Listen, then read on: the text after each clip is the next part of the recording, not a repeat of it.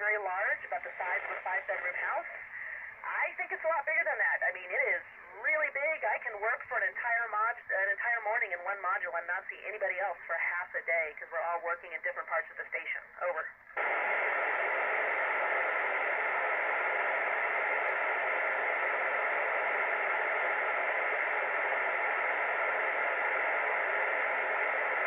Personally, I think there probably is.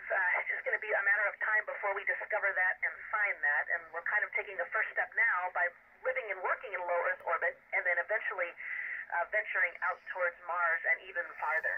Over.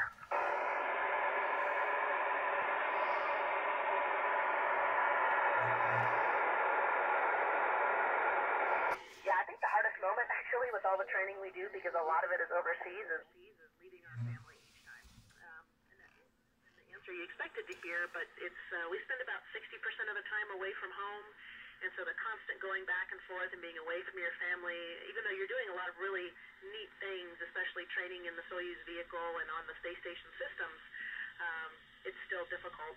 One of the most enjoyable experiences, though, is actually finally finishing that training and having all your instructors tell you that you are ready to fly. Over.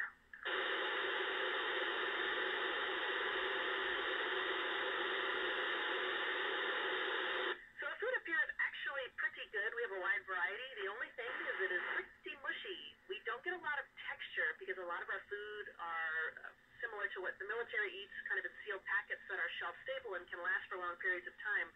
So we miss things like even crunchy chips or crackers, and so sometimes when we have a visiting vehicle come up, like Dragon, which just docked, then we're able to get some of those treats. Over.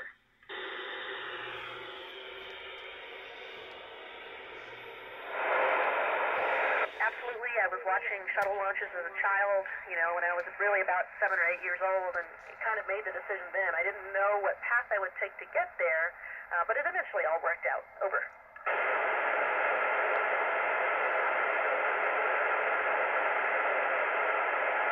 As cool as the ISS is, Earth is definitely our home, and you do miss Earth while you're up here. You can see it quite a bit, but you miss really the feel of Earth, the wind, the rain, everything that's associated with Earth. So my answer would be Earth. Over.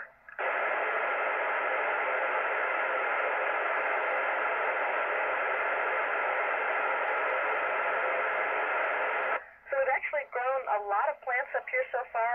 One plant called Arabidopsis. We've also grown lettuce and kale because, again, you're in the controlled environment of the ISS where we can tightly control the CO2 and also how much water the plants get.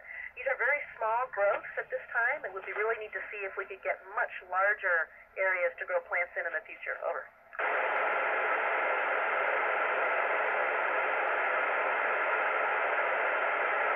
So Alfie, that is something called surface tension, and that's what happens up here. All liquid does that, so you don't really pour anything up here. It just forms a big blob. I could drink water out of my hand because it will just stick to my hand like that.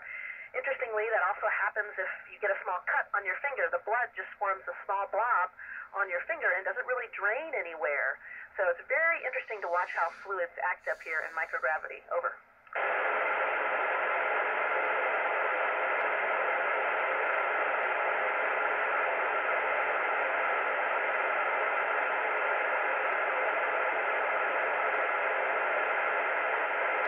Actually, no difference. Probably most of the science and stuff that you read about was because we just happen to have more male astronauts than female right now. But the first thing we smelled when coming in the space station after our vehicle docked, for me, was a burnt electrical or metallic smell. And that's from the atomic oxygen hitting the hatch of our Soyuz spacecraft before it docks with the station. And you get that same smell every time. When someone goes out on a spacewalk and they come back in, we smell that same smell. Something I will never forget. Over.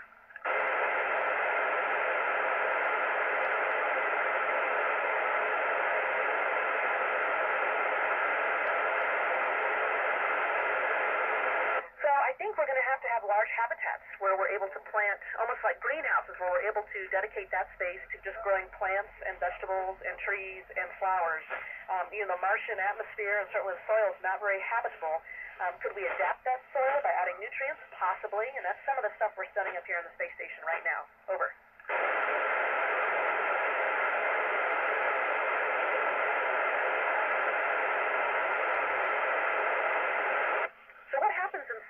that because you don't have the gravity loading your muscles and your bones down, your spine actually stretches. So on Earth, when you're walking around, that gravity kind of keeps everything compressed, but up here, it stretches a little bit. And so some people will have back pain the first week or so, and then they quickly adapt to that. But that's how we get taller up here. Over.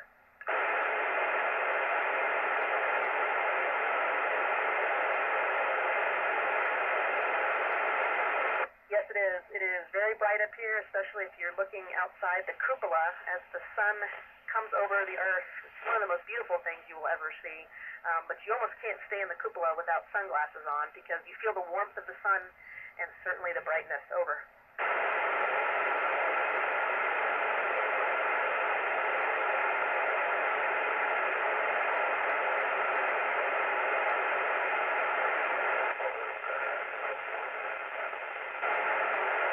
That is a great question. We would have to somehow create some sort of habitat or some sort of quarantine to not only protect that life from the other world, but also protect our world because we don't know what we would be exposed to. And we did that way back in the 60s when we first landed on the moon. And when the astronauts returned, we kept them in quarantine for a period of time to make sure there was nothing that maybe we didn't pick up on before.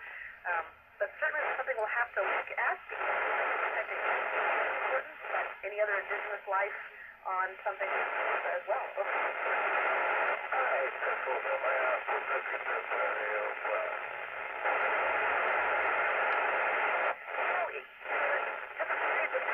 Certainly the first few weeks are probably the hardest when you're not used to everything and everything seems new.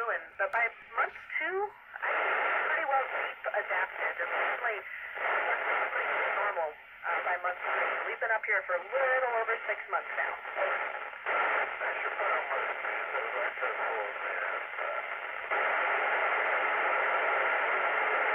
Well, we don't have a shower up here, so we kind of have to wipe ourselves down using wet washcloths, which tends to work pretty well.